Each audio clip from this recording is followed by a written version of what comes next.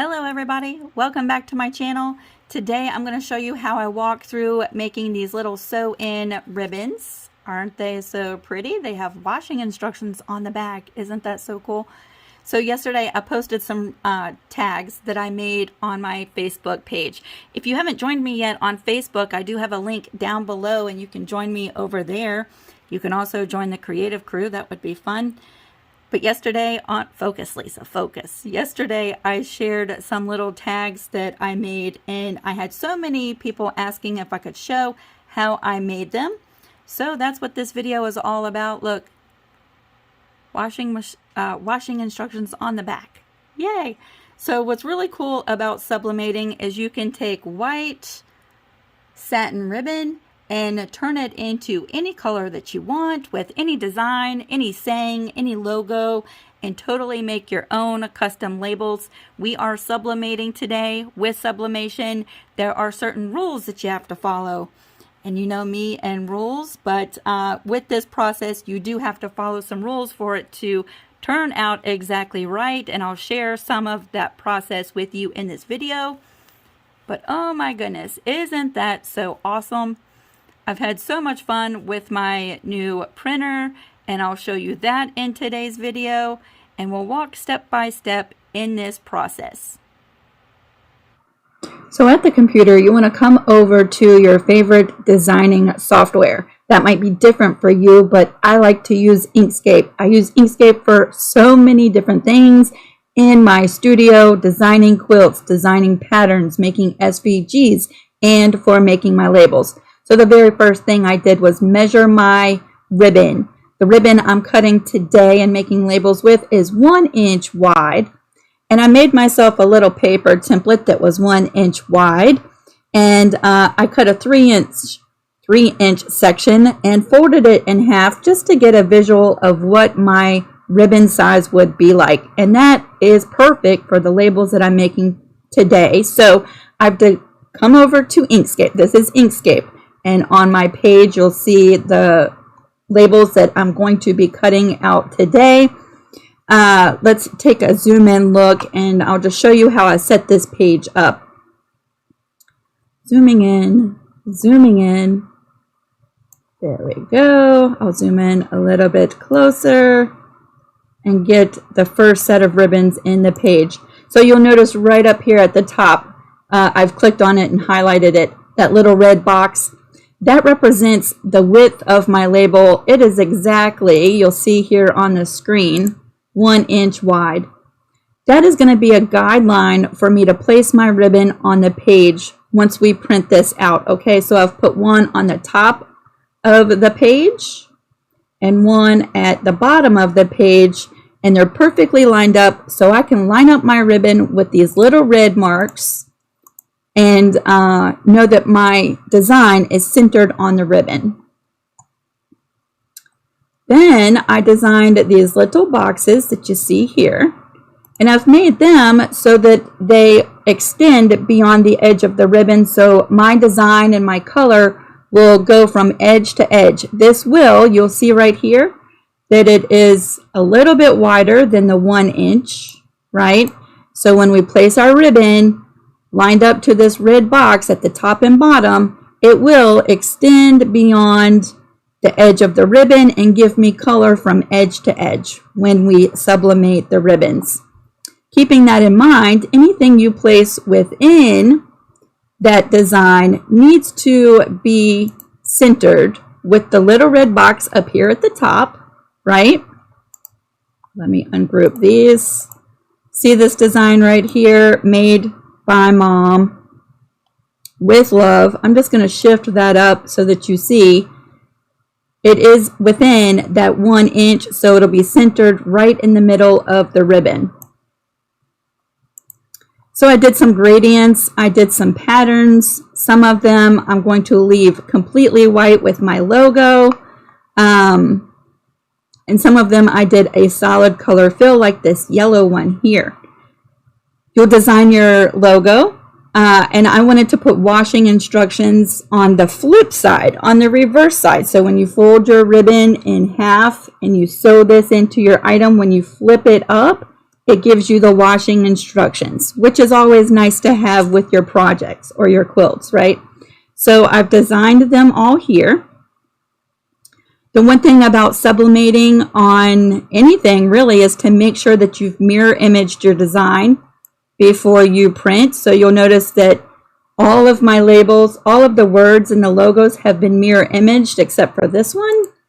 So we'll just select the text and mirror image, select the text, group it together and mirror image. And I need to do that for all three of these because that has not been done yet.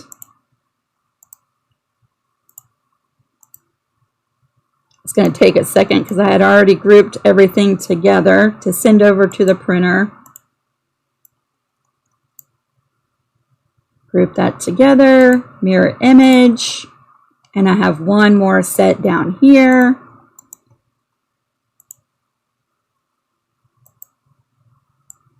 So you can get fun, you can have fun getting creative with custom text and words and logos. You can put special instructions on there. Words are hard this morning. It is early for me. And there we go. Everything has been mirror imaged. Everything is centered. I'll be able to cut, let's see, 1, 2, 3, 4, 5, 6, 18 labels with this one sheet of paper. So this is just how I set up my labels. You might find something that works a little bit easier for you, but yes, this is how I designed these labels. Now we're going to go ahead and save this. I don't like to print from Inkscape. I find it easier to save my document as a PDF and then open the PDF and print from there. So we're going to go to File, Save As. I'm going to save this on my desktop as Lisa's Labels. And because I don't want to get it confused with other labels that I've saved, I'm just going to put Friday on there because today is Friday and this is an example. And then I want to go to File as Type and select PDF. We're going to save and click OK. Now we can close out of here. And we're going to reduce this. I'm going to go to my desktop and we're going to open Lisa's Labels PDF. Here they are. They're ready to be printed. There we go. And now I'm going to select my printer. So I will be using my Epson EcoTank printer. So we're going to select that. We're going to hit print. These are the settings that I use to print my labels. There's my printer. We're going to go to properties. We're going to go to paper tray.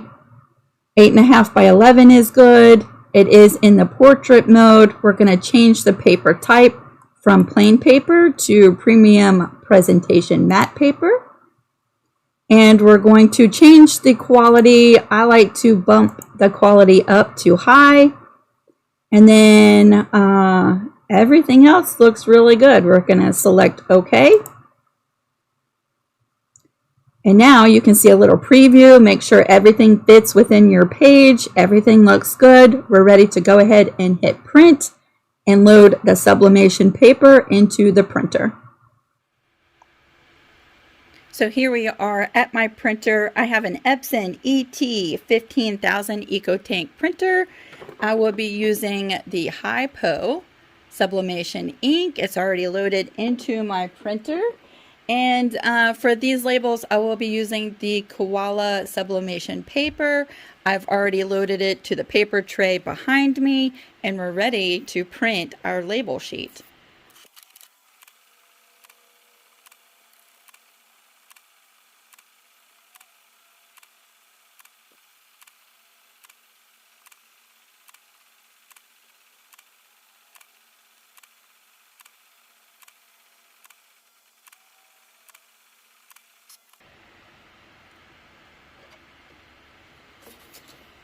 So here we are with our printed label sheet. Now, pardon me, the Thing to keep in mind when printing with sublimation inks is that your print is going to look a little bit duller and the colors might look a little bit faded on the paper. But you'll see what happens when we sublimate this on the ribbon with the heat press. So let's go apply our ribbon to the sheet. So now we're ready to go ahead and apply our ribbon. I've already pre-cut 6 pieces to our sublimation paper. Today I'm going to be using this Humphrey's Craft ribbon. It is a 100% polyester ribbon. Again, it's 1 inch thick. This is 50 yards that I got off of Amazon. I'll put a link down below. I've printed on this ribbon and it turns out beautiful. One thing to keep in mind is that when sublimating, you need to use polyester. The sublimation ink turns to a gas when heated and only bonds to like made man materials. So if it has cotton in it, it will fade. This ribbon is again 100% polyester, and so we will get no fading with this, and it'll stay in the ribbon even when washing. Here is my print. Remember the little red boxes that I showed you in Inkscape? I'm going to line up my ribbon right with that. Just like this. That gives me a guide to make sure everything is nice and centered. I'm going to use some heat tape. This tape is formulated to withstand the heat of the heat press. And I'm going to line up my ribbon with the red mark at the top, like that. And get another piece of tape and line it up at the bottom. Just like that. And tape that there. I'm going to do that for each one of these sets of ribbons.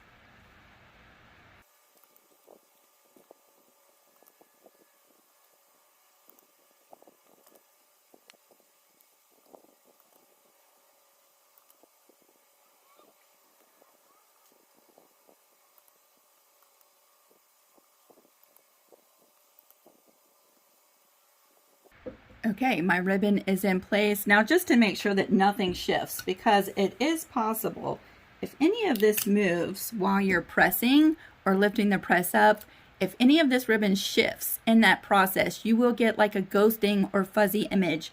So I'm just going to take some tape and just do some extra taping like this, just to make sure that nothing is shifting around and moving.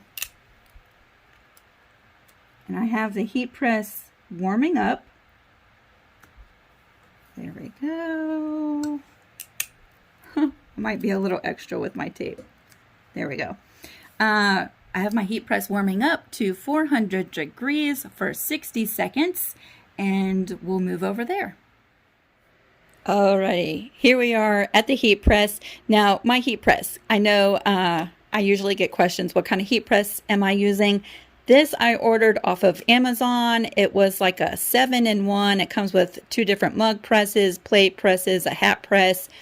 I ordered it from Morph. I would put a link in the description box. However, ever since the COVID and pandemic and all of that started, this particular one from Morph has been sold out and unavailable. However, Amazon does have lots and lots of different 3-in-1 heat presses. This one is 15 by 15, and yeah, I like it pretty much so far. I do a lot of t-shirt quilts, and it really helps saving time, adding interfacing. So far, I really love it. We're going to go ahead and heat press our labels. I know the numbers might be flashing on the screen. It's set for 400 degrees Fahrenheit for 60 seconds. When you get ready to set everything up, you want to make sure that you add some butcher paper to the bottom of underneath of your labels. If you can see this is from the last time that I did some labels, and you want to make sure that this doesn't actually get fused onto your heat press, right? So I've added a couple of sheets of clean copy paper just like this to protect my heat press. Now I will lay my labels right down onto the surface like this, and I like to press it so that the sublimation paper is actually on top. And then I'm going to cover that again to protect the heat press. Just going to cover that with a sheet of paper, just like that. And we're going to press it.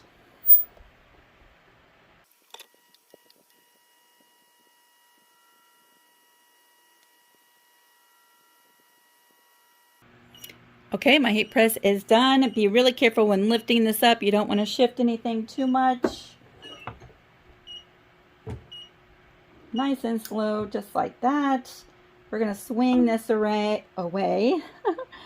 And now I'm just going to let this sit for a second and cool off. When it's cooled off, I will move it over to the desk and we'll take a look at our ribbons. Now that everything is nice and cooled off, I can come over here to the desk. We're going to remove this tape and take a look at our ribbons. This is usually the most exciting part. I'm going to fast forward taking this tape off.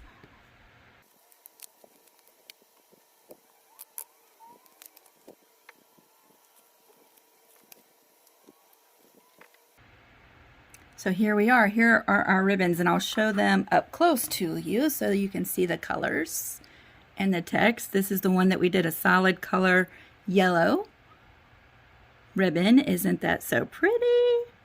Oh my goodness. And then this is the white one with my logo. You can see this one up here had a little bit of ghosting on it. Maybe I could have used a little bit more tape. Can you see how there's a little bit of ghosting behind the image? That's why you don't want your ribbon to move around or shift. But these other two came out really great. Here is the red check. Isn't that so pretty? My hands are shaky. There you go. Yes, I love those. And then I did a purple gradient on this one. Those turned out really nice. I did a solid white background on these. And then this one, I also did a purple gradient with my logo.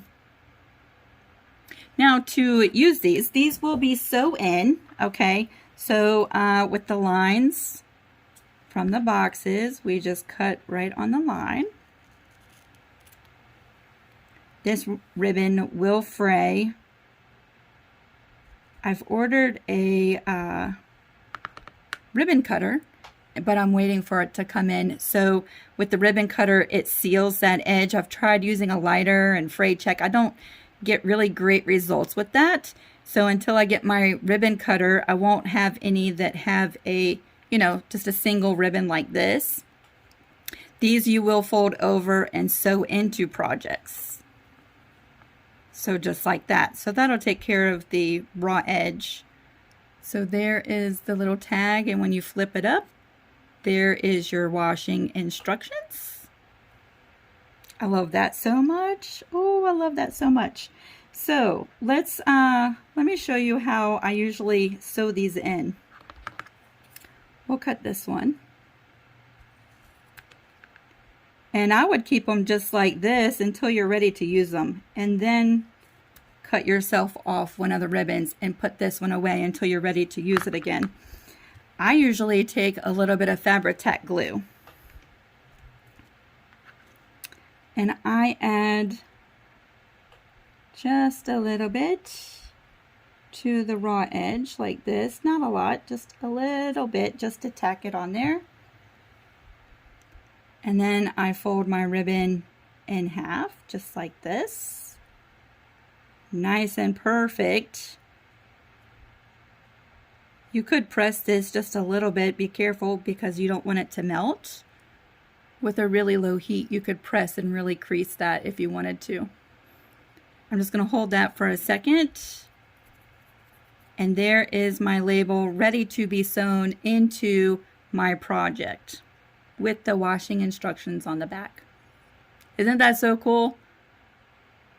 So yeah, for those who asked, how do I make my ribbons? This is exactly how I'm making them. And I hope that this helps. I hope that you've been inspired to make some of your own. And until I see you next time, have fun creating, everybody. Bye.